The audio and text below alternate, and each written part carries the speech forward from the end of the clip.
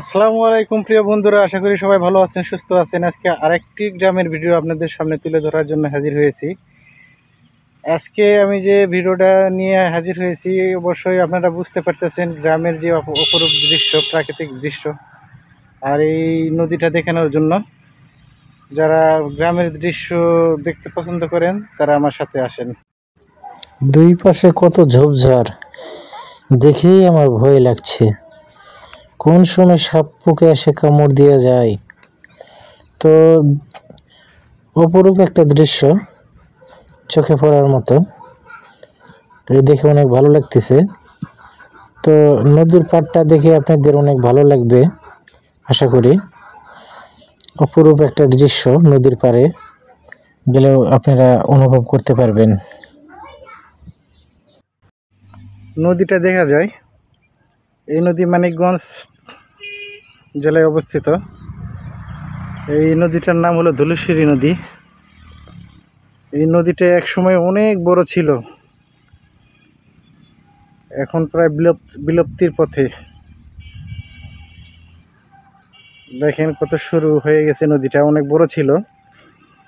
ওই দেখা যাচ্ছে যে দূরে ও দূরে যেসব গ্রামগুলা, এগুলো পুরাটাই নদী ছিল। এই যে নদীর ঘাট, এই ঘাট দিয়ে মানুষ যাতায়াত করে পারাপার হয়।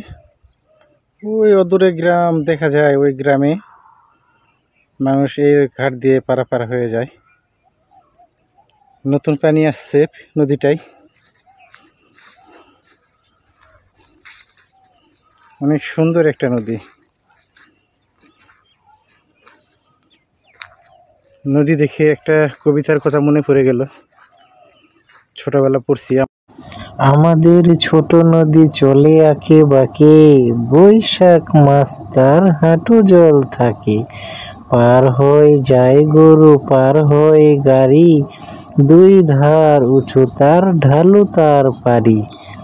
দেখেন বন্ধুরা, কত সুন্দর দৃশ্য, কত সুন্দর নদী। নদীটা যেন তার রূপ লাবণ্য মেলে ধরে আছে এই পৃথিবীটাকে দেখানোর জন্য, আর পৃথিবীর মানুষদের দেখানোর জন্য। এই যে ধান ক্ষেতটা দেখা যায়, কত সুন্দর ধান, প্রায় আধা পাকা হয়ে আছে, আর কিছুদিনের ভিতরে এটা কাটবে। অনেক সুন্দর ফসল হয়েছে প্রিয় বন্ধুরা। নদীর এপাশে দেখা যায় ড্রাগন ফলের বাগান। অনেক সুন্দর এ বাগান, ফুল ধরে আছে বন্ধুরা।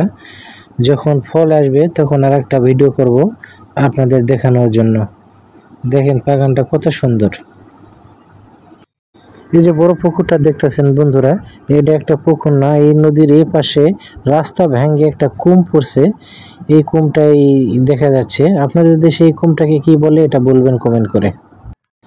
পৃথিবীটা কত সুন্দর, এই মাঠ, গাছপালা, ঘরবাড়ি, এগুলা দেখে বোঝা যায় এই পৃথিবীটা আমাদের কত সুন্দর, কত মনোরম দৃশ্য।